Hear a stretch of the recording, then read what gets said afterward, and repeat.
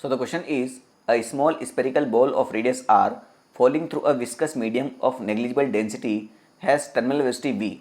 Another ball of same mass but of radius 2r falling through the same viscous medium will have terminal velocity. दो case दिए हैं, दूसरे case में terminal velocity पूछा है. तो पहले तो आप ये समझिए कि टर्मिनल वेलोसिटी होती क्या है ना. उसके बाद तो जो क्वेश्चन में दिया गया है वो कंडीशंस लगाएंगे. भाई मान के चलिए एक कंटेनर है, कंटेनर के अंदर कोई लिक्विड भरा हुआ है, ठीक है, समझ में आई बात. इसके अंदर मैं किसी ऑब्जेक्ट को अगर छोड़ूंगा, ठीक है, कोई भी स्पेरिकल बॉडी है जिसका रेडियस r मान लेते हैं, उसको अगर मैं छोड़ूंगा तो क्या होता है बेटा, एक टाइम बाद ये किसी कांस्टेंट वेलोसिटी नीचे जाता है ना, कांस्टेंट वेलोसिटी नीचे जाता है. क्यों? कांस्टेंट वेलोसिटी कौन सी होती है? वो वाली, वो होती है टर्मिनल वेलोसिटी. सिंपल सी बात है. अब ये वेलोसिटी कांस्टेंट है यानी एक्सेलरेशन जीरो हुआ, एक्सेलरेशन जीरो हुआ तो इसके ऊपर नेट फोर्स जीरो होता है. अब इसके ऊपर नेट फोर्स कौन कौन से लगते हैं? तो लिक्विड लगाता है बेटा अपथ्रस्ट फोर्स, और लिक्विड ही लगाता है बेटा विस्कस ड्रैग, और इस बॉल का मास अगर m है तो ये नीचे जाएगा mg की वजह से. तो आपका अपथ्रस्ट फोर्स और विस्कस फोर्स दोनों mg को इक्वेट कर देते हैं, तो ये ऑब्जेक्ट आपका कांस्टेंट वेलोसिटी नीचे जाता है. सिंपल सी बात है. अब क्वेश्चन ध्यान से पढ़ें आप. भाई यहाँ पर इसको सॉल्व करेंगे तो टर्मिनल वेलोसिटी का एक फॉर्मूला आता है ना, वो यहाँ पर नहीं लगेगा, क्योंकि यहाँ पर क्वेश्चन में क्या दे रखा है, नेग्लिजिबल डेंसिटी. जिस लिक्विड के अंदर हम डाल रहे हैं इसको, उसकी डेंसिटी क्या है, नेग्लिजिबल है.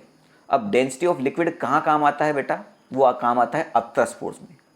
अपथ्रस्ट फोर्स का फॉर्मूला क्या होता है, वी रो जी. वी क्या होता है, volume of liquid displace by the object, है ना, कि लिक्विड का कितना वॉल्यूम इस ऑब्जेक्ट ने डिस्प्लेस किया है. सिंपल सी बात है, ठीक है. तो इसको मैं वी ओ लिखूँ या वी एल लिखूँ, कोई फर्क नहीं पड़ता हाल फिलहाल. डेंसिटी कौन, डेंसिटी किसकी, जो अपथ्रस्ट फोर्स लगा रहा है. तो अपथ्रस्ट फोर्स कौन लगा रहा है, लिक्विड, और यही नेग्लिजिबल है. तो रो एल नेग्लिजिबल मतलब जीरो के बराबर है, तो ये पूरा टर्म क्या हो गया, जीरो. यानी अपथ्रस्ट फोर्स किसके बराबर हो गया, आपका जीरो के बराबर हो गया. बात समझ में आ गई. तो विस्कस फोर्स क्या होता है बेटा, Stokes law 6 pi eta r v, ठीक है, और ये हो जाएगा mg के बराबर. तो यहाँ पर जो ये जो v है ना, ये जो v वेलोसिटी है, अब ये टर्मिनल वेलोसिटी की तरह काम करेगा. ठीक है, बात समझ में आ गई, क्लियर.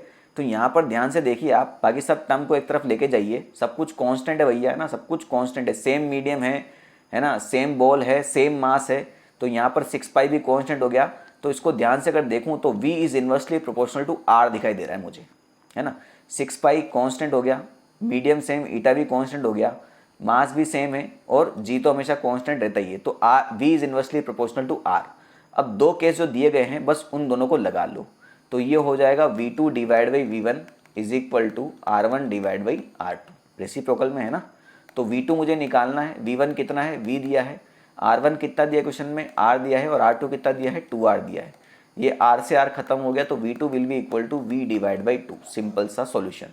ठीक है, तो v डिवाइड बाई 2 कौन से ऑप्शन में दे रखा है, ये ऑप्शन नंबर ए में दे रखा है. ठीक है.